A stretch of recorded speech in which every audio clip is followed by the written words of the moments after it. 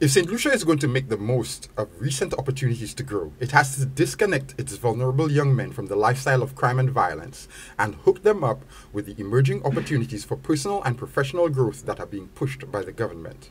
But how do you change a well-entrenched, repeated pattern of behavior and exchange it for new behavior that takes a lot more effort? Martinez Constantine has a few ideas.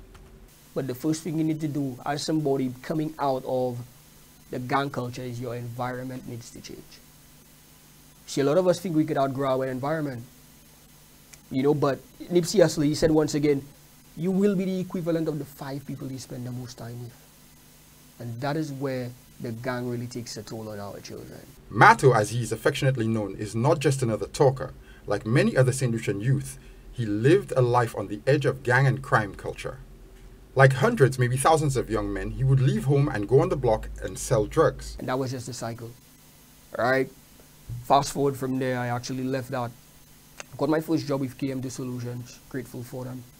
And I mean, yet another environment of a lot of young people doing the same thing too, just with a job. Mato was searching for a way to successfully break the cycle. The trick is that the first step has to come from inside. You need to figure out what do you want to do with your life.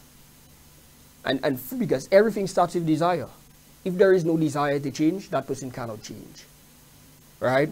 And the moment you figure out what you want, you need to set goals for yourself. The second step is to change the environment. Birds of a feather flock together, and if you're hanging out with birds, you will eventually lay an egg. They're putting themselves in an environment, and you must become your environment. I'm proof of it. I used to go to Safa.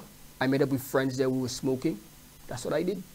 Met up with friends who weren't going to class. That's what I did. Right? I left Safa. I went to KM2. I met people who were very lackadaisical when it comes to their work. That's who I became. Until I left these environments, found a set of people who genuinely want to see me thrive and succeed and grow and prosper. And that's who I'm becoming. The third step is to find someone who is already succeeding at what you want to do and to emulate them. You don't have to reinvent the wheel, and you don't have to do it all on your own. Civilization was built by mentors and apprentices. How many people do you see the things you want? How many people do you think got it easy? The dream car, the dream house, the wealth. How many people do you know have acquired these things with what you want to do to accomplish it? Do you know anybody who's done it easy? Most likely not. Right? Do you know somebody who's accomplished it through business? Most likely. Somebody who's accomplished it through maybe the internet? Most likely. So what you need to do is really figure out what you want, look for somebody who's accomplished it, and then you could emulate that person. 3 steps. It really is that simple, but it is not at all easy. There is an obstacle course that has deep roots in personal, family, and community history. We have a lot of hurt parents. We have parents who are very traumatized growing up. The result is that hurt parents will hurt children, physically, mentally, and emotionally. I look at parents hurt children. I look at parents take the happiness away from the children all the way until they become teenagers into adults.